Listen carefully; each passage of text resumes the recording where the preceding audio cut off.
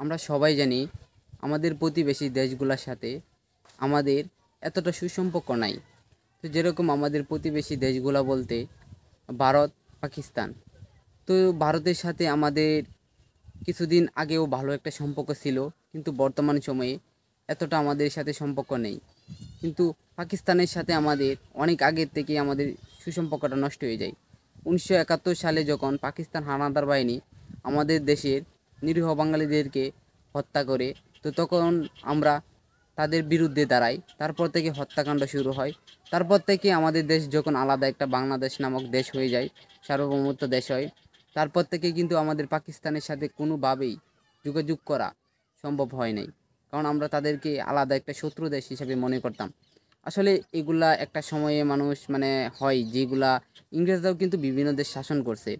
প্রায় 200 বছর, অনেক বছর অনেক শাসন শোষণ করে অনেক কিছু লুটপাট করে নিয়ে গেছে। সেটা এখন কিন্তু ভুলে গিয়ে অনেকই দেশ তাদের সাথে বাণিজ্যিক করতেছে বা বিভিন্ন ধরনের আমদানি রপ্তানি করতেছে। তাহলে আমরা কেন পাকিস্তানের সাথে এভাবে শত্রুতার মুখ এখনও এঁকে দেব? আমরা চাই যেন আমাদের প্রতিবেশী দেশগুলোর সাথে আমাদের সুসম্পর্ক গড়ে উঠুক। যেরকম ভারতের সাথে আমাদের সম্পর্ক আগে ছিল, পাকিস্তানের সাথেও আমাদের সম্পর্কটা তেমনটা হওয়ার দরকার। কারণ আমাদের আমদানি করতে গেলে মিনিমাম মানে কি বলবো, সর্বনিম্ন কষ্টে যেটা মানে যেই মানে গাড়ি ভাড়ার খরচটা আর কি, সেটা হয়তো যদি আমরা অন্যান্য দেশ থেকে চীন বা ইউরোপের কোনো দেশ থেকে কোনো কিছু আনি, তাহলে সেটা ডাবল পরিমাণ হয়ে যাব।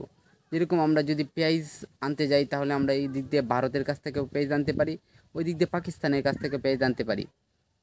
তাহলে ওইখান থেকে আনলাম, প্রতিবেশী দেশগুলোর কাছ থেকে যদি আমরা পেঁয়াজ আনি, কম টাকায় আনতে পারবো, গাড়ি ভাড়া কম লাগবে। আর যদি আমরা চীনের কাছ থেকে পেঁয়াজ আনি, তাহলে আমাদের এইখানে অনেক টাকা খরচ হবে দ্বিগুণ পরিমাণ।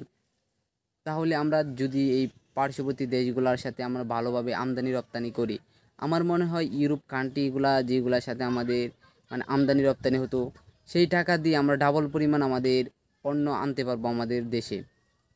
পাকিস্তান, ভারত, বাংলাদেশ তিনটা দেশ যদি একটা বন্ধুত্বপূর্ণ দেশ হয়, তাহলে ইউরোপ কান্ট্রির যে দেশগুলো আছে সেইগুলোর সাথে আমাদের বাণিজ্যিক করা কোনো প্রয়োজন মনে হয় না। আমরা চাই যেন ভারত, পাকিস্তান, বাংলাদেশ একটা সুন্দর মানে বন্ধুত্বপূর্ণ একটা দেশ সে পরিণত হোক। আমার সাথে যারা যারা একমত আছেন তারা একটু কমেন্টে বলবেন। কারণ হইতেছে অনেক দিন ধরে দেখতেছি যে আমাদের তিনটা পার্শ্ববর্তী দেশ মানে একটা জিনিস কথায় আছে না, যে বিপদে পড়লে আগে প্রতিবেশী আসে, তারপরে আত্মীয় স্বজন আসে। তেমনিভাবে আত্মীয় স্বজন বলতে গেলে আমাদের ইউরোপের যত কান্ট্রিগুলো দেশ আছে দূরবর্তী, এগুলো হইতেছে আমাদের আত্মীয় স্বজন। আর আমাদের প্রতিবেশী দেশগুলো হইতেছে ভারত, পাকিস্তান।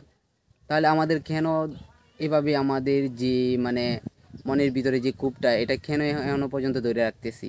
তাদের সাথে বাণিজ্যিক করি, তাদের সাথে আগের মতো আবার সুন্দর সম্পর্ক গড়ে তুলি। তারাই তো আমাদের প্রতিবেশী দেশ।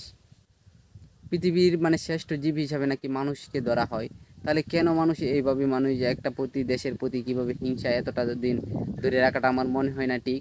আমরা চাই সকল দেশের মানুষ যেন সকলে একজনে আরেকজনের বন্ধুত্ব হিসাবে কাজ করি। তাহলে আমাদের পৃথিবীটা একটা সৌন্দর্য, একটা পরিপূর্ণ একটা পৃথিবী হবে।